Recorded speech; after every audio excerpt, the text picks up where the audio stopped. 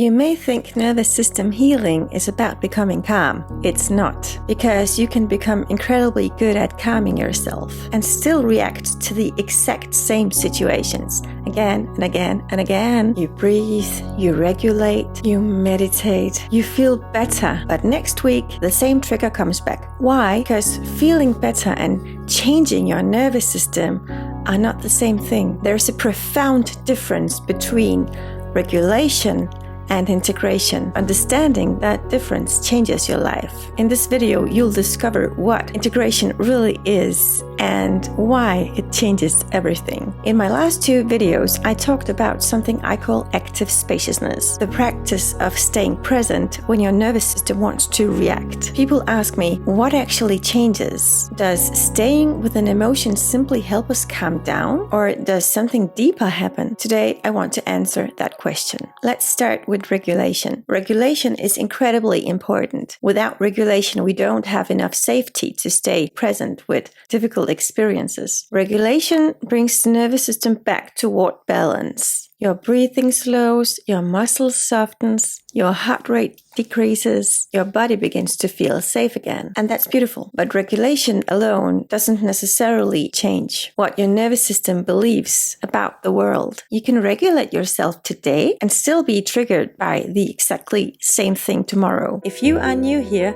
I teach how lasting change happens through the nervous system.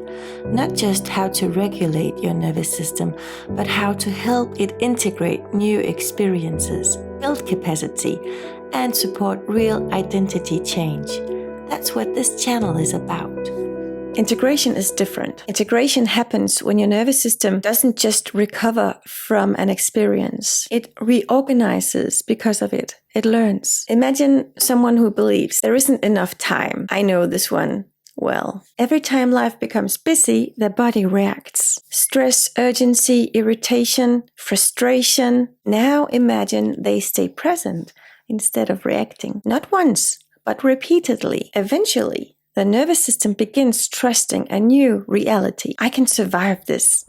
I don't actually have to panic. I don't have to become this reaction. And that isn't regulation. That's what integration looks like. And that's exactly what active spaciousness is for. It gives your nervous system enough space to experience something new instead of repeating something old. Every time that happens, you're building capacity. One of the fascinating things about the nervous system is that it is constantly predicting reality. It isn't simply reacting to what is happening. It is reacting to what it expects will happen. If your system has learned, I'm not safe, I'm running out of time, I'll be rejected, then today's situation is being interpreted by yesterday's prediction. But every time you stay present without collapsing, without reacting, without leaving yourself, your nervous system receives new evidence. And evidence changes belief far more deeply than insight ever can. Your nervous system doesn't change because you understand something. It changes because it repeatedly experiences something different. And slowly, its prediction begins to change. There is another way we quietly keep the old nervous system alive. We constantly assume, we judge, we create stories about what's happening before reality has even unfolded. They are probably upset with me.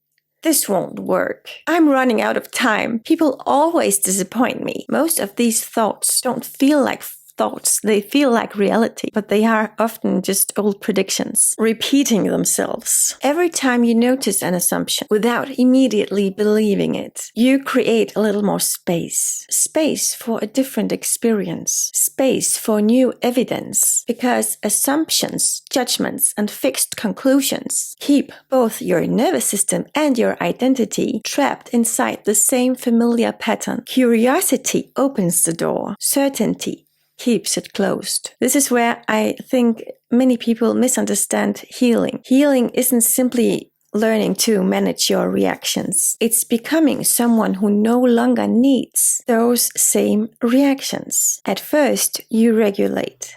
Eventually, you integrate. And over time, your identity reorganizes around a different experience of reality. You are no longer pretending to be calm. Calm becomes natural. You can watch another video here where I go in depth into the phases of identity transformation, what to expect and how to smooth the process. Different traditions describe this conscious learning process in different ways. Depth psychology calls it integration. Ho'oponopono speaks about releasing old memories, even from past lives, that keep repeating through us. Modern universal laws perspectives describe it as changing the level of consciousness from which we experience reality. Taoism points toward living in harmony with life instead of constantly resisting it. Eckhart Tolle describes it as remaining present rather than becoming identified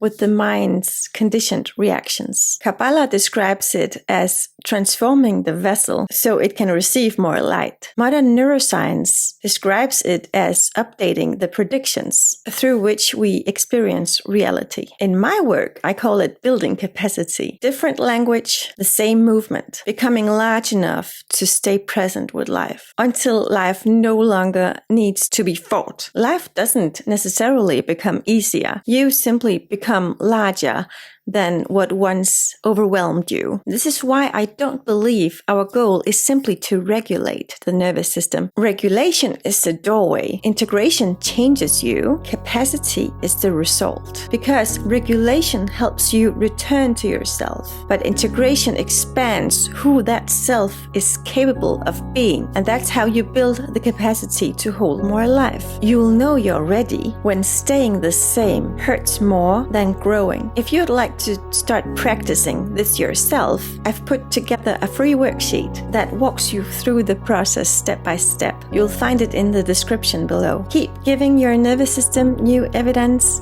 I'll see you in the next video.